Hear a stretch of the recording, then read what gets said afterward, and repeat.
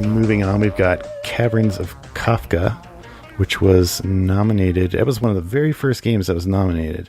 And its nominator was, just a minute. I hope he doesn't take the whole minute. This is Steven Eider, right? Hey, Steve. At Steven Eider, EIDHER on Twitter. Is a longtime friend of the show. So, although I kind of question that because Caverns of Khafka is, let me put it this way. Like, this is a Commodore 64 game.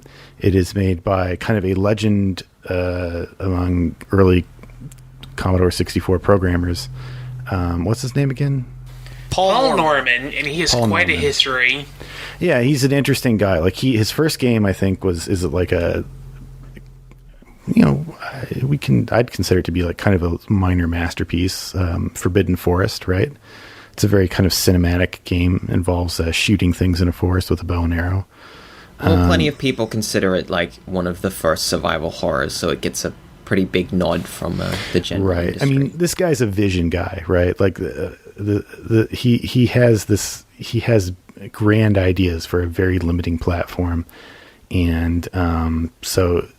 In no way what I'm about to say is a criticism of Mr. Norman's like worth as a person or programmer. However, I do question what is the name of this? Is the Cosmi is the name of the publisher here? That was the name, yes. COSMI. If you're listening and you were involved in Cosmi back in when was this game? 1984? Yes, or around the crash. My God, what were you thinking? Like this. Okay, so this game is Caverns of Khafka. Is I think Satenga, you had the line of the night. Would say it is truly a Kafka-esque experience. I did say that with a wink and a grin and a shine in my tooth. Yeah, it's pretty true. It is probably the most alienating game I've ever played. In terms of like, because I've played games that are like unplayably bad and just inscrutable in like crash your computer kind of games, but this is as bad as a game can be while still being a game. Yeah, that's a good way to put it. So there are worse games. At least this one has an idea and a concept, and it has interesting ideas to it. Well, it's not boring. It's just a Kafka-esque mess. It's insane. So I feel like this is one of those games where, while it was being programmed, every time the guy would run into a new bug, his answer would be to just create another bug that would like supervene the original bug. And so you have stuff like you can really you can die just by walking downhill. Okay, well I'll just make it so you can jump indefinitely. That kind of attitude, like, and you can jump indefinitely. You can walk through air. Your jump just resets in midair. You can get your head stuck in the ceiling. I really don't understand how these rope physics work. It's like it just slowly goes up, and then you can Spider-Man leap off of it without swinging it first. It's nuts. So this game is kind of like a really bad version of Spelunker. It's less forgiving than Spelunker. It's ostensibly based on an Atari 8-bit family, like the Atari 800. I'm actually looking that version up now, and it seems competent. It's totally different. It looks more. That one really looks like Spelunker. This one, yeah, exactly. It's kind of like if you wanted to prove a point about how bad Spelunker wasn't, you could play the C64 Caverns of Khafka. This is a game that has no like collision detection to speak of. You can just get absorbed into walls. But you can die. get hit by an enemy at any point when there's an enemy on screen, and it might just hit you. It could just hit you. Yeah, you could just get hurt just by walking. This entire game feels like it's put together with tape, because everything's kind of constantly juddering and shifting, and the physics are just indescribable, and it just... Well, yeah, as Xerxes was saying, it's like it's a programmer issue, which it's like an old one where instead of fixing a problem, you just write something custom to fix that specific issue, and that never works. It just everything explodes, and that's the whole game. That's like, right. These are hats on hats here. They don't. Nothing really solves the problem. It just. Isn't that basically how a Ponzi scheme works? Kind of. Ponzi This is like scheme game? this is like the coding version of a Ponzi scheme. I mean, the thing is that nothing that gets done really. Let's step back a minute because we're getting way over. We're talking about. We're getting pretty in depth. Yeah, what this game is it's basically like a small room and little. I don't know what they are, like ingots or something. Will just kind of randomly the coins. appear. And they'll be randomly dispersed. Sometimes they appear in the middle of a wall or something where you can't reach them without dying. Just to give you an idea of how fair this is. And you're supposed to grab like all 6 or however, or 4 or 6. I think it's actually 6 or 8. Yeah. 5. Oh yeah, there's Five? It's like a cross shape. Yeah, that's or right. something. And then you take them, and then you're supposed to bring them down to the bottom and set them in next to these like pharaoh statues or something. And if you get them all in, then you win, and that's it. No, you don't win yet. Now you fight this, quote unquote, fight this giant like golden pharaoh that's thingy right. that I don't think I ever figured out. I mean, I'm looking it up here, and I still don't know what the hell they're exactly It kind doing. of doesn't. Yeah, battle normally if against I it. miss like 50% of a game, I feel like I maybe shouldn't be talking about it. This is an exception because I don't think that like the Yeah, I'm not sure this is even 25%. This game doesn't redeem of the itself game, honestly. very often. It is like- a very convoluted thing. it's kind of like Forbidden Forest, and that's got cool music, at least for a few seconds of music, and then it just replaces that music with like a ear-splitting screech.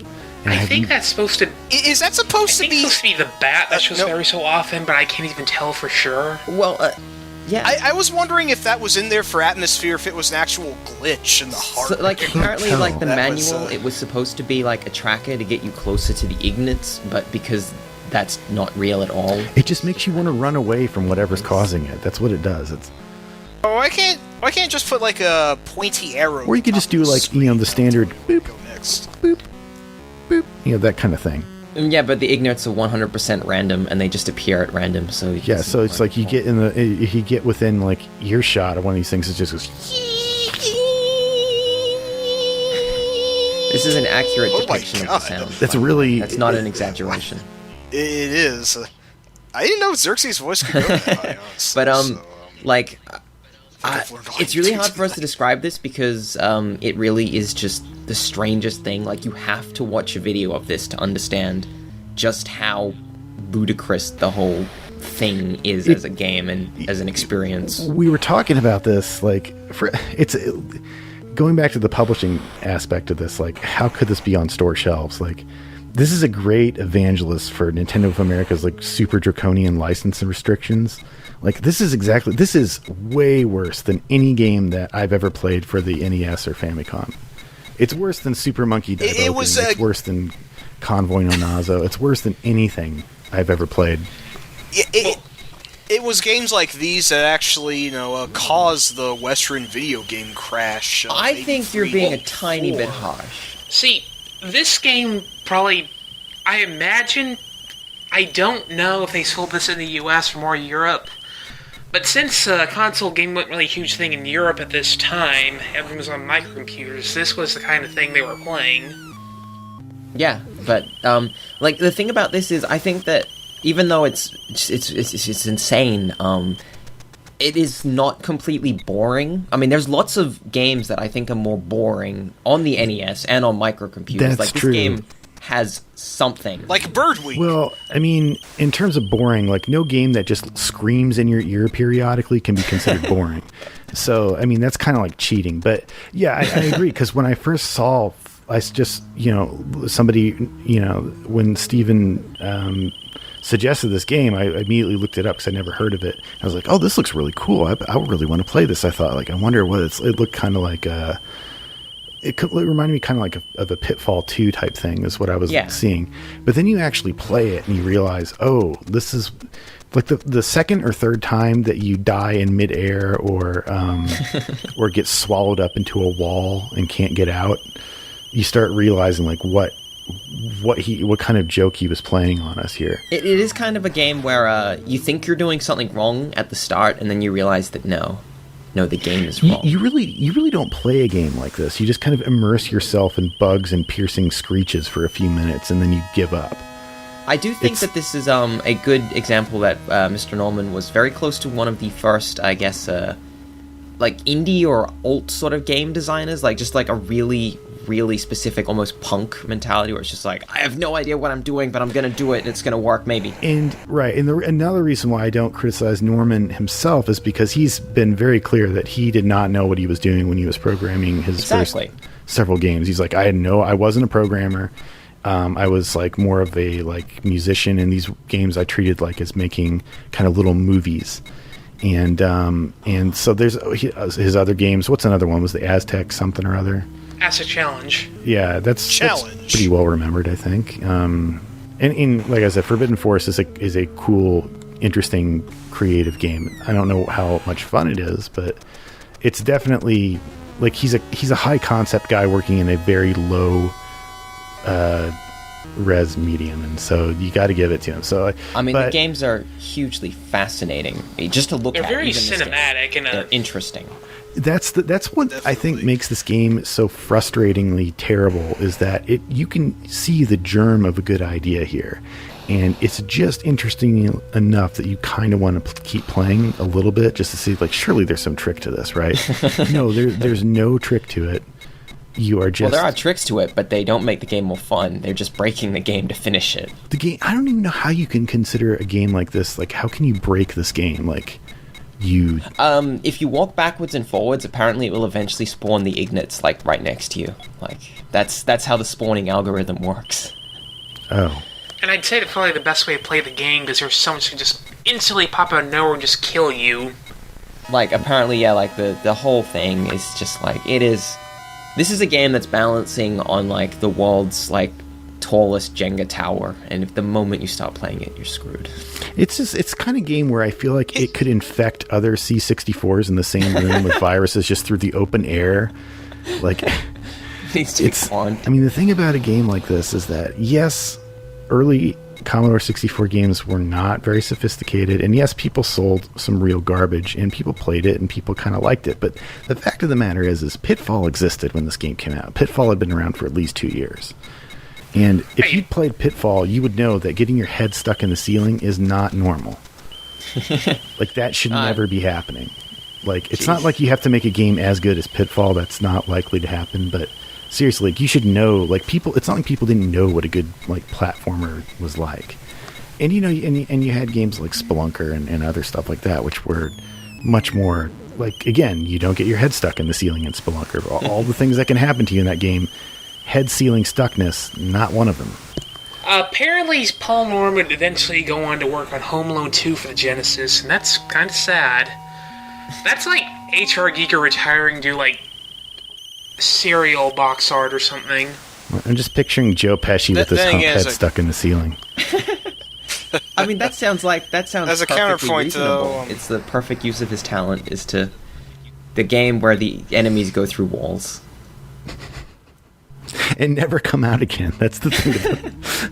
The funny thing is that the game, sometimes the walls will spit you out, like trying to do the collision detection thing, and they'll spit you out, and then you'll just be like, you get absorbed into a purple wall of rock, and then it spits out a skeleton a couple seconds later. It is evocative, you know, it's an amusing thing to see. So I guess the question is, we're clearly down in the Amagon Eek the Cat range here, I think. And I guess the issue is it worse or better than a completely forgettable game like Eek the Cat? Because I mean, I was going to say, how can we rank things based on ironic appreciation? No, I think for my case it would be genuine appreciation for such a strange attempt. Let's put it between Amagon and Eek the Cat. I think it's better than Amagon. Come on, Amagon? I hate Amagon so much. Do you get your head stuck in the ceiling in Amagon? I'm willing to put Caverns... Between, not above Amagon. No. Does that happen in Eek the Cat? Okay. No, I would put Kafka above. Here's my reasoning. To be honest. Yeah. Eek the Cat is just a license game that not only that is a sprite swap of another game. At least Kafka is kind of original. I would put it way above those two. Well, yeah. Like... No, it's definitely better than Eek the Cat, and I think better than Amagon too, because Amagon is just really unremarkable NES platformer that I have a personal grudge against, so I do anything to downvote it. And Caverns of Kafka, for as bad as it is just so outlandishly bad that you're not going to forget it. Okay, well, wait, all right. So there are other ways of considering these games, all right? It's not just like, is it more memorable? Yes. Also, shooting yourself in the foot with a nail gun is more memorable than this game. So, I would these are rate that memorable above things that I would never want to do to myself again, So, but the other thing is, like, if you were going on like a 7-hour plane flight and you could only take one game with you, Eek the Cat or Caverns of Kafka? I would take Kafka. I would. You're serious? I would take it. I would, because that game, it'll help you get to sleep. You'll have great dreams. Kafka will not help you get to sleep. If anything, it will get you ejected from the plane. Sorry, you have to turn off your device. The plane is now underwater. Is it causing interference with the... No, we just all freaking hate it. Like, we hate you and we hate that sound. What is that? Is your like pacemaker failing? Like, what is going on? Like, what is that sound? Stop crying and just start staring at you like, come on, man. It sounds like a smoke alarm in your house is going off, is what it sounds like. It's actually what I used to wake up in the mornings, so... But if you go like, well, which game would you rather play? The answer is kind of neither, really, like... No, there is a clear answer to... If you have to pick one, what is it? Like, yeah, but if I had to pick one of these games to purge from video game existence, if I went, one of these two games is getting thrown in the forever furnace, I would not throw this game. I would throw Eek straight away, instantly. Wouldn't even be a decision. I can see what you're doing here. All right, that's a worthy competing consideration. Yeah. Because you can go your whole life without playing Eek the Cat, and it will not impact your ability to play games ever. But you just watch you could play Caverns of Kafka, and it will impact your ability to hear people in the same room. Yeah, you'll play it, and you'll be like, I was wrong about every game I ever said was bad. That's okay, all right. But you got to understand what kind of box you're opening here, because there are many other games that... Well, this game is you could say the same thing about, and so... Like I know, Seniority. We've done like the opposite. We've put Galaga super high, and that game was superseded by other games in a similar way. I think like this game is so early and so like it belongs to that period of time where they just made such odd games. The fact that this game was released by, I'm not going to say a major publisher, but this game, you could buy this game on shelves. This game was considered finished. That's interesting that they made such a strange game. I just think, I don't think it deserves to be below Eek the Cat. I'm just gonna say Eek the Cat is a playable game. It is a game that you could pick up and play without... Yeah, but you don't want to. You don't want to play Eek the Cat anymore. I don't want to play Caverns of Khafka. We are giving too much attention to Eek the Cat. I'm just saying that at least this game has a creative idea. It's not just a quick cash. It's like, give us your money. That's the game. It's like, we want to take your money because you like a stupid cat game. Like, that's it. That's the whole game. It's creatively bankrupt. Kafka has passion. Okay? All right. So it's going... Is it... You're outvoted. All right, I'll compromise and place it below Amagon, much as it pains me. Amagon also vaguely resembles the game. At Eek the Cat. This is more like performance art. Look, I'll give you Amagon is also like, it's a unique game in that they made a game. It's not just licensed trash. They tried to make a game. Amagon's got the cover art too. It's got the boy with the machine gun growing into like a little Abner style like hillbilly He-Man. Yeah, so Amagon lets you turn into a He-Man muscle pink man in the middle of the game. I'll give it that. Eek the Cat doesn't do that, so, we gotta put it above Eek the Cat, but not below. Yeah, for as much as I hate Amagon, I'm willing to definitively give Kafka a place just below it and above Eek the Cat, because I am tired of hearing you guys say Eek the Cat so damn much. We should mention that Amagon, Eek the Cat, and Kafka were all given to us by Steven. So thank you, Steven, for... That's true! Steve, please be nice. This is getting a little gruesome. I mean... I'm sure you don't hate us that much, and this is all just a happy little fluke. What kind of diseased mind comes up?